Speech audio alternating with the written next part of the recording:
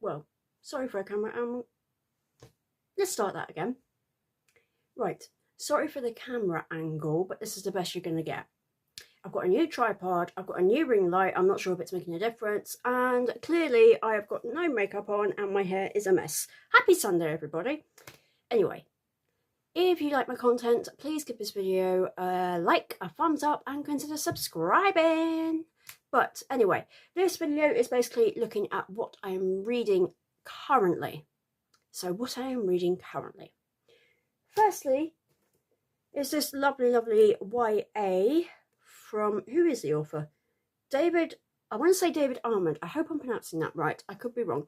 But David Armand, Bone Music. This is really interesting, actually, because it sort of goes along the lines of a teenager moving from Newcastle into the countryside, the wilderness and everything. And she doesn't particularly like it. Like we all are. We all want Wi-Fi access, we all want to have a phone signal to contact our friends, our family, etc. She doesn't have any of that when she moves to the country with her mum. Her mum's an artist, she loves it. There is a little bit of a tension with her mum and her dad because, from what I understand, her dad is a war photographer, so like a news photographer. And he's been to a lot of war zones, and because of that he has been hospitalised for physical and mental wounds, I think. And that's put some tension because he has actually gone back to his job, basically corresponding these world wars. And I think I'm getting the vibe from certainly from the mother's point of view, that he's choosing his job over his family and his own health, which I can see that, but at the same time, this doesn't sit comfortably with me. There's a constant quote in this book referring to the husband and the father, basically saying there is beauty in destruction of war, and that just makes me feel ick. Like, yes, completely, the news has to cover them, we need to know about them, we need to know what's going on, but yeah, it just makes me feel a bit ick, that one. But I'm not that far in. It's a very short book. This is a library book. It's due back on the 5th of June, so I've got some time. The one thing that's really bugging me is there's no clear chapters. I mean, I don't know if you can see this, but where I'm at now, I was able to stop because it has that symbol, and I'm just stopping every time I see that symbol, just because it makes the most sense. But it's not, I don't know, in my brain it's confusing that we haven't got traditional chapters, but so far that is all that I'm finding wrong with it. And also the kind of beautyization, if that is even a word, of kind of like World War. I don't think that is right at all. And maybe that's not the author's aim, but that's just what I'm picking up, basically. But yeah, I'm not saying I'm enjoying it. It's just a bit of it. At times it's a little bit difficult to read, especially with everything going on with Russia, Ukraine, and now India and Pakistan. Oh my god. But yeah, there's parts of it that don't sit well with me, and that's probably why I'm taking a very long time to read this, but I've got time on my side with that one.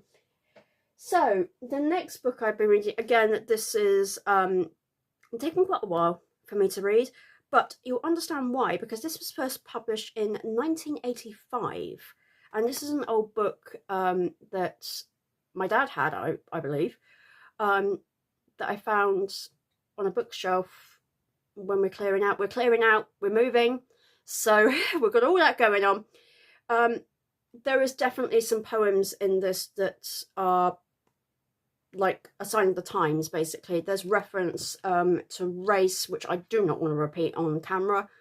And yeah, some of them don't sit well with me, but it's a sign of the mid-80s. But I will say there are some in here that are absolutely beautiful. And I can't explain it. And as a poet myself, it's very difficult to explain your poetry. Sometimes you either have to mumble or you have to really go into philosophical detail. But this is a collection of a number of poets, and they've got an introduction. I think this was part of a competition back in the poetry competition back in the 80s, and they've basically done this collection. It says the best of young British poets, edited by K.W. Gransden and Howard Sargent. I hope I'm saying that right. And it's the Gregory Poems collection of 1985 to 1986. So it's a sign of the times, but a really good read, and especially because I'm a poet, I want to learn, I want to get inspiration. This is one way to do it. So yeah, again, it's taken me a long time to read, just because some of the times and some of them just think, oh, okay, we shouldn't really be saying that in 2025, but obviously over 40 years ago things were different. But yeah, that's why. And I literally only just started this book, but because I loved the Pumpkin Spice Cafe so much, I have finally got my hands on a physical copy of the second book, the Cinnamon Bun Bookstore. My god, so sorry about that. And this book series has a lot of connections to Gilmore Girls. I didn't watch Gilmore Girls growing up, so I don't know, but I just love the coziness, the cozy town feel. In the last book, I love the fact that there was a reference to a cat that's kind of what the couple adopted. I'm actually falling in love with Hazel, because Hazel's me. She has had very little experience with boys. Hi, that is me. I have had very little experience with guys. And she's just stayed, she's kind of like a homebody. I'm a homebody. So don't get me wrong, I love to travel, but I always want to come home. So Hampshire is my home.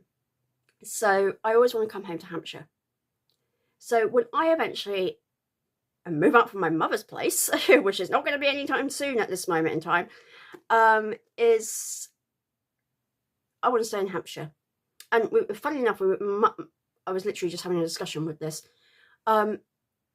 Also, it depends on your postcode whether you can get prescriptions and certain medications, which I think is ridiculous, but there we go. Even a specialist thought it was ridiculous. But anyway, that's another story. I just find so many similarities to myself and Hazel. She's a bookworm. Finds it a bit awkward to read adult romance. Hi, that's me. I'm not saying that I enjoy adult romance, but there are times where I find it a little bit awkward. But hey ho, I think that's credit to the writer, in all honesty, because it's so hard to write steamy scenes and stuff like that. So yeah, I'm really enjoying this. I'm only on chapter 5, and I think it's because I've been so busy with writing, and I'm trying to advertise now, seeing what I can do with to advertise, get more sales for my own work, and all the problems of being an indie author. That is all I'm going to say. But anyway, I'm so enjoying that book. And there's one book that I have not started. I so want to start it, but I want to finish one of the other books first before I pick this up. But Cozy Murder Mystery, A Cruise to Murder, a Rachel Prince mystery by Dawn Brooks. I have no idea if this is just part of a series or not, and I've just seen the title and I've just fallen in love with it. I've always fancied at least trying a cruise, especially because I watch so many YouTube videos about cruising. Brogan Tate's is a really good channel if you like travel, if you like cozy home vibes. So really recommend that one. Oh my word, so sorry, I'm eating my words today. I don't know what's wrong with me. But also I watch a lot of Adam Hatton and his cruise vlogs, but also Disney, his theme park vlogs. He's actually in the middle of a vlog series right now where he's looking at Universal's new park, Epic Universe, which is really intriguing. But yeah, so that's really exciting. And I've also started another audiobook, which is called I'm going to get this muddled with another book. But I think it's called A Murder of Mice. Of Mice and Murder. I think it's called Of Mice and Murder. A Case of Mice and Murder. A Case of Mice and Murder. We got there in the end.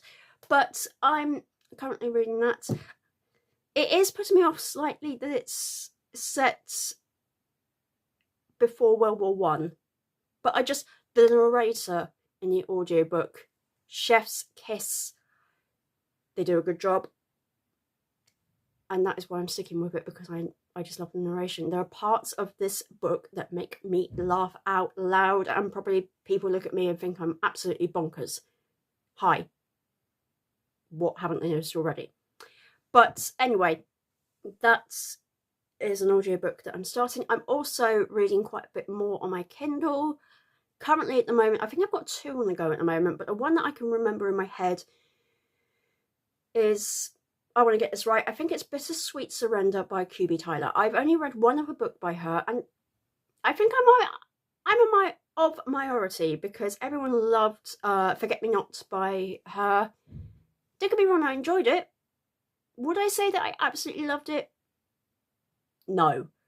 But I did want to try something else by her, so I'm trying Bittersweet Surrender. So we'll see how it goes. It is very steamy, so we will see. And there's also quite a lot of manga and other books I want to get to, but too many books, too little time is my problem. So yeah, that is what I'm reading at the moment. Let me know down in the comments what you are reading, what you would like to get to reading. And as I said before, if you like this video, please give it a like, please give it a comment, and please subscribe, because it helps the algorithm and gets people noticing these videos.